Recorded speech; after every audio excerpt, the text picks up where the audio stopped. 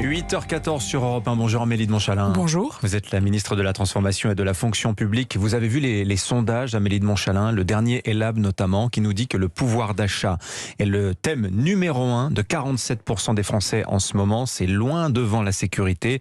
Je suis certain que dans ces 47%, il y a beaucoup de fonctionnaires.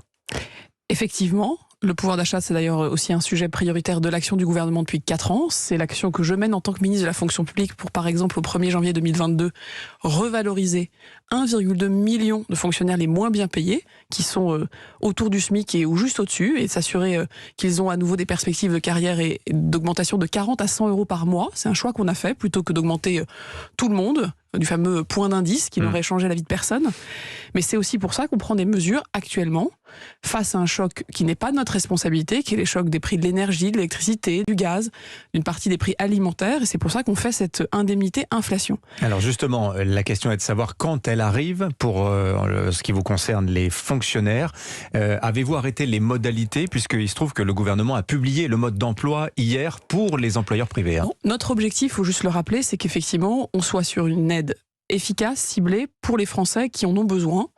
Et dans la fonction publique, c'est aussi une question de responsabilité d'utilisation de l'argent public. Ça, c'est important à rappeler.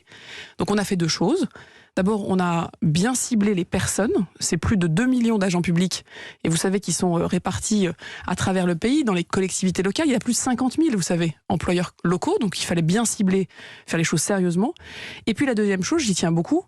Vous savez, on a des gens qui nous disent, voilà, vous êtes en train de cramer la caisse. Puis d'autres qui nous disent, c'est quand même bizarre que vous versiez cette aide aux fonctionnaires en janvier. En fait, moi, je crois une chose, c'est la responsabilité budgétaire, c'est de devoir passer par le Parlement. C'est toujours comme ça quand on verse une nouvelle aide publique, qu'on autorise les choses démocratiquement. Et donc, cette indemnité inflation sera, je l'espère, votée par le Parlement pour qu'elle soit versée tout début 2022. Et c'est pour ça que les 2 millions de fonctionnaires toucheront cette indemnité inflation pour tous ceux qui sont concernés en janvier. Il y a 5 660 000 fonctionnaires en France, de toutes catégories, des 3 fonctions publiques, d'État, territoriale et hospitalière. Vous dites que ce sont 2 millions de fonctionnaires qui vont percevoir cette indemnité inflation. Ça veut dire qu'il y a 2 millions de fonctionnaires, 40% des agents de la fonction publique, qui gagnent moins de 2 000 euros en France. Exactement, c'est la réalité de cette classe moyenne qui est au service des Français tous les jours. Moi, je suis fière d'être leur ministre. Ils font des métiers parfois que les Français connaissent peu. En dessous de 2 000 euros, c'est la classe moyenne, Amélie de Montchalin ? Vous savez, 2 000 euros, c'est le salaire médian. Donc, dans notre pays, 50% des Français qui travaillent touchent moins de 2 000 euros, 50% des Français qui travaillent touchent plus de 2 000 euros. Dans la fonction publique, c'est à peu près la même réalité. Et donc, moi, mon combat, c'est de rendre la fonction publique attractive, c'est de bien rémunérer ceux qui s'engagent dans ces métiers peu valorisés, notamment toutes ces catégories C, comme on dit. C'est un choix politique. Parce que pendant des années, on nous a dit, voilà, il faut augmenter tout le monde du même pourcentage. C'est pas la décision qu'on a prise avec le président de la République, parce qu'on a décidé précisément d'être dans l'équité, mais aussi l'efficacité, et de changer concrètement la vie de ceux qui, en bas de la pyramide, servent ces métiers de proximité dans nos communes, dans nos mairies, dans nos écoles. Est-ce que ce ne serait pas plus simple, la revalorisation du point d'indice ? Parce que quand on met bout à bout tous les dispositifs de revalorisation salariale ou de prime dans la fonction publique, la liste est longue. J'ai découvert d'ailleurs qu'il y avait une prime d'inflation qui s'appelle la JIPA, la garantie individuelle du pouvoir d'achat. Donc c'est une sorte d'indemnité inflation depuis 2008, Amélie de Montchalin. Moi, je me bats. Cette indemnité, elle est nécessaire. Mais elle était nécessaire pourquoi ? Parce que vous avez des gens qui touchaient moins que le SMIC tous les mois. En octobre dernier, au Conseil des ministres, j'ai pris une décision qui n'avait pas été prise depuis 2013, c'est de m'assurer que tous les mois, tous les agents publics touchent au moins le SMIC. Du coup, on n'a plus besoin d'aller faire des corrections 12, 14, 15 mois après. Et donc, mon combat, c'est quoi ? C'est d'abord qu'on revalorise ceux qui sont les moins bien payés. Ensuite, c'est qu'on lutte contre les inéquités. Il y avait une inéquité aussi que je suis en train de résoudre, qui est la mutuelle santé. Les fonctionnaires aujourd'hui, peu de Français le savent, payent tout seuls, à leurs propres frais, leur mutuelle. Ce sera fini dès 2022 dans l'État, puisque je donnerai 15 euros par mois par agent pour payer la mutuelle. Donc c'est une politique de prime, double indemnité inflation pour un grand nombre de fonctionnaires. L'indemnité inflation... Si. Vous dites 1er janvier 2022, l'indemnité ponctuelle là pour répondre à la crise, plus cette fameuse JIPA. Non, la JIPA, la JIPA n'intervient que si on constate après coup que vous avez été payé moins que le SMIC. Avec les décisions que nous prenons, il n'y a plus de fonctionnaires qui sont payés sous le SMIC, donc cette indemnité, qui est une indemnité automatique, ne marchera pas. Mais je tiens à dire quelque chose. Derrière tout ça, il y a une vision quand même. C'est le travail.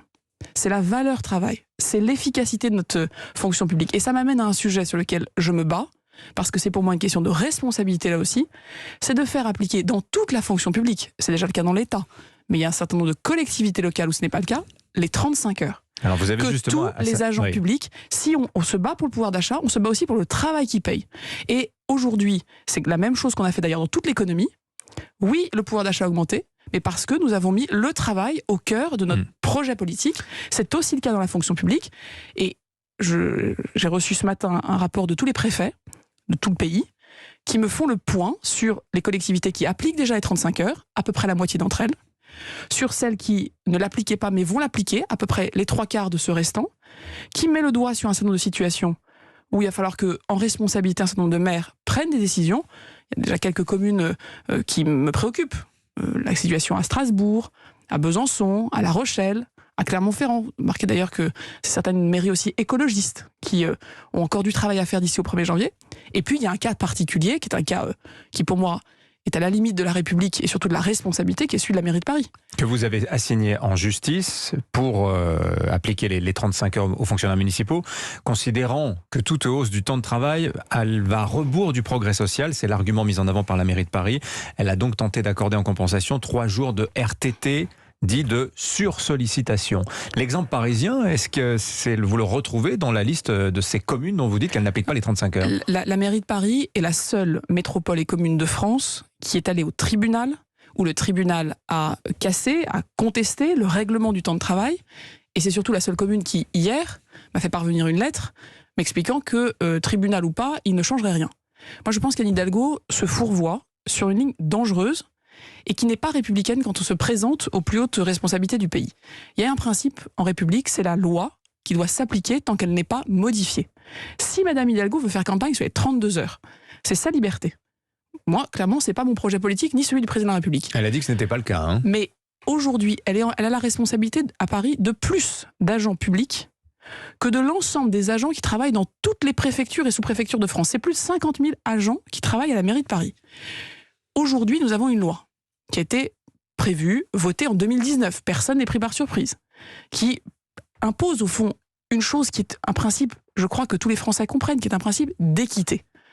Les 35 heures s'appliquent dans le secteur privé, elles ont vocation évidemment à s'appliquer dans le secteur public, et puis comme je vous le disais, la moitié des communes appliquent déjà ce principe. Il n'y a pas de raison que quand vous êtes à Paris, que vous faites le même métier que quand vous êtes ailleurs en France, vous travaillez avec un règlement de temps de travail différent. Moi, ce qui me gêne, c'est qu'aujourd'hui, Madame Hidalgo, elle joue la montre. Elle pense manifestement que le calendrier des élections présidentielles va lui permettre de repousser un dialogue social qui est nécessaire. Et je le dis, on ne peut pas s'asseoir sur une décision de justice. Donc je ne lâcherai pas ce combat. J'entends dire certains de ses amis que ce serait une justice politique. Non, c'est une justice qui sanctionne une mauvaise gestion. Qu'est-ce qui va se passer pour les mairies récalcitrantes ? Est-ce qu'elles doivent s'attendre à un sort façon mairie de Paris avec un règlement devant le tribunal Déjà, il faut qu'il y ait un règlement, et si le règlement ne convient pas, effectivement, l'État est garant de la bonne application de la loi. Vous attaquerez systématiquement. Et donc effectivement, un État garant de l'application de la loi, c'est-à-dire un État qui, quand c'est pas la loi, eh bien conteste et donc va au tribunal administratif. Je ne lâcherai pas ce sujet. C'est un sujet, on le voit bien dans notre pays aujourd'hui, aussi de confiance, d'efficacité, de résorption d'inéquité. Et puis je pense à tous ces fonctionnaires qui, depuis parfois plus de 20 ans, travaillent au moins 35 heures et qui considèrent que c'est un principe d'égalité. Je crois qu'on est de gauche d'ailleurs, on croit beaucoup à l'égalité. Moi j'y crois aussi et donc je la fais appliquer. Amélie de Montchalin, vous connaissez bien la fonction publique. Vous savez aussi que ces faibles heures sont perçues comme une compensation aussi aux faibles rémunérations, alors que vous dites mener en la matière une politique très active. Je vous arrête, je vous donne des exemples. Et le maire de Montpellier, qui est un ami de Madame Hidalgo, il va tout à la fois en 2022 faire appliquer les 35 heures et augmenter ses agents. Parce que quand le travail est là, le travail peut payer. Enfin, c'est des principes, je crois, de grand bon sens. Il n'y a pas d'opposition entre le fait de travailler 35 heures et le fait d'augmenter les rémunérations, bien au contraire. Ça veut dire que la fonction publique paye insuffisamment ses agents. Et parce qu'effectivement, il faut qu'on y remette le travail au cœur. C'est ce que nous faisons et les agents publics, je peux vous dire, accompagnent. Mais tout travail mérite salaire. Exactement. Oui. Donc c'est pour ça qu'à la fois, tout salaire mérite travail, mais dans l'autre sens aussi. On augmente les rémunérations et on fait appliquer le travail au moins 35 heures. Amélie de Montchalin, ministre de la fonction publique, invitée d'Europe Matin, 5 660 000 agents publics en France, je le disais, c'est un salarié sur 5 tout de même. Il y en a 2,4 millions qui travaillent pour l'État. Est-ce que c'est trop ? Certains à droite le pensent, avec des propositions chiffrées de réduction des effectifs. Éric Ciotti propose 250 000 suppressions de postes, Valérie Pécresse 200 000. Emmanuel Macron, il avait promis, lui, 120 000 suppressions de postes. Aura-t-il un objectif s'il est réélu président de la République en 2022 ? Alors, je vais répondre à votre question par étapes. La première étape qu'il faut quand même constater, c'est que le sujet fonctionnaire, c'est devenu un très bon révélateur de la crédibilité et du sérieux d'un projet politique. Donc Emmanuel Macron, en proposant 120 000, n'était pas crédible. Mais je vais y revenir en vous montrant pourquoi on ne s'est pas renié et ce qu'on voit pour la suite.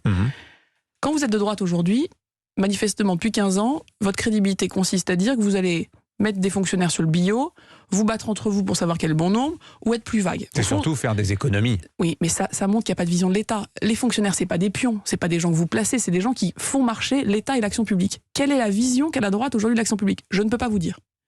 Et puis à gauche, vous avez une vision clientéliste, assumée comme telle. Vous avez certains, Madame Hidalgo à nouveau, qui vous dit d'un coup de baguette magique, je double le salaire des profs, ou alors vous avez Monsieur Mélenchon qui vous dit voilà, on va titulariser tous les contractuels, hop, plus 800 000 fonctionnaires sous le statut fait est que la de fonction plus. publique tourne de plus en plus grâce aux contractuels. Il y a de moins en moins de fonctionnaires titulaires, Parce qu'il y a aussi de plus moins en moins de monde qui se présente au concours. Il faut quand même être lucide sur le sujet. Notre vision on revient à notre question d'attractivité et de rémunération également, Amélie de Montchalin. Et de sens des métiers et de responsabilité. Notre vision que le président de la République depuis 2017, c'est quoi ? Qu'est-ce qu'il a dit dès le départ ? Moins de monde dans les ministères à Paris, plus de fonctionnaires et d'agents publics au contact des Français pour que l'État soit efficace et soit proche. Nous faisons cela depuis 2017, mais on ne confond pas la fin, l'objectif, et les moyens. L'objectif, c'est pas de réduire des fonctionnaires pour réduire des fonctionnaires. L'objectif, c'est que l'État, il soit proche et soit efficace. Et donc, oui, aujourd'hui, avec cette même logique, moins de monde dans les ministères, plus de Français sur le terrain, plus d'agents publics sur le terrain, au contact des Français, eh bien, nous assumons que nous mettons un peu plus de monde dans les commissariats, un peu plus de monde dans les gendarmeries, un peu plus de monde dans les hôpitaux. Et on fait tout ça sans augmenter le nombre total de fonctionnaires. Ça veut dire qu'on est en train de réallouer nos moyens. Toutes les organisations savent très bien comment ça fonctionne. Vous vous réorganisez et moins de monde dans les ministères permet d'avoir plus de monde au contact. Donc les effectifs de la fonction publique ne sont pas un sujet à vous entendre pour Emmanuel Macron. Ce qui est certain, c'est que le président de la République... Objectif zéro suppression de postes. Sur ce sujet, comme sur tous les autres, quand il viendra le temps de présenter nos objectifs pour la suite, je peux vous dire une chose. Il ne se positionnera pas en fonction de ce que disent les autres. On n'est pas dans la surenchère, on n'a pas de problème vis-à-vis de ce que nous disent la droite ou la gauche. Notre enjeu, c'est de parler de la France d'aujourd'hui, des besoins d'aujourd'hui, des besoins de demain, de France 2030, du plan de relance. Comment l'État doit servir les Français et comment il met du coup les hommes et les femmes qui le servent au bon endroit. C'est ça le sujet. Et donc, on n'est pas dans la surenchère, on n'est pas là pour qui dit mieux ou qui dit moins. C'est pas ça le sujet.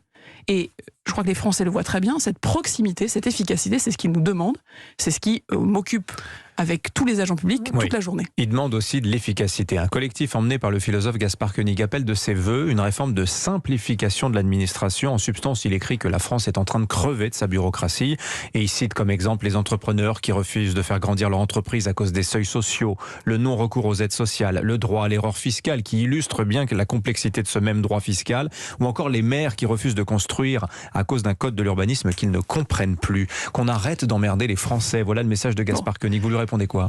D'abord, je lui réponds que c'est un sujet qui existe depuis que l'État existe. La simplification, c'est un sujet qui est vieux comme l'État. Je tiens aussi à dire, et ça c'est important que tout le monde en prenne bien conscience, aucun ministre, aucun agent public ne se lève le matin en se disant comment je vais emmerder les Français, pour reprendre l'expression de Pompidou. Non, mais chacun veut être de son petit règlement, de sa petite loi. Il y a les diseux et les faiseux. Pendant des années, la simplification, ça voulait dire des grands chocs, des grandes lois. Nous, avec le président de la République, depuis 2017, on a pris une autre stratégie. C'est de partir des sujets du quotidien et d'avoir des résultats. Je vais vous en citer quelques-uns que les Français connaissent très bien. Le droit à l'erreur, oui, ça a permis de changer la relation entre l'administration, notamment fiscale, et les entreprises, et de recréer de la confiance. On l'a vu pendant la crise sanitaire. Les impôts. Plus personne ne paye ses impôts aujourd'hui comme il les payait il y a 4 ans. Le prélèvement à la source, tout le monde nous a dit qu'on allait... C'est l'administration qui marche le mieux en France, les impôts. Tout le monde nous a dit qu'on allait se planter. Vous vous souvenez à l'époque ? On nous avait dit cette réforme elle était infaisable, ça va pas marcher, usine à gaz. Ça marche très bien, les Français l'ont vu. Autre exemple, le code de la construction, qui est un code plein de règles, parce qu'il protège l'environnement, il protège la sécurité. Pendant ce quinquennat, on en a arraché 1 page sur 4. Tout a été réécrit pour réduire le nombre de mots, de complexité. Un autre exemple, c'est 100 formulaires qui sont en train d'être modifiés parce que les Français nous ont dit ces formulaires, on ne les comprend pas. On a pris les sujets les uns après les autres. Je donne encore un autre exemple. France Connect. 31 millions de Français aujourd'hui peuvent faire toutes leurs démarches en utilisant les mêmes codes. C'est aussi une simplification. Et puis enfin, c'est une méthode. La méthode, c'est quoi ? Et j'invite d'ailleurs nos auditeurs à nous faire remonter les choses. Nous partons de ce que les Français nous signalent. Ça s'appelle Service Public Plus, c'est sur servicepublic.fr. Vous signalez un formulaire, une absurdité, une démarche qui ne fonctionne pas.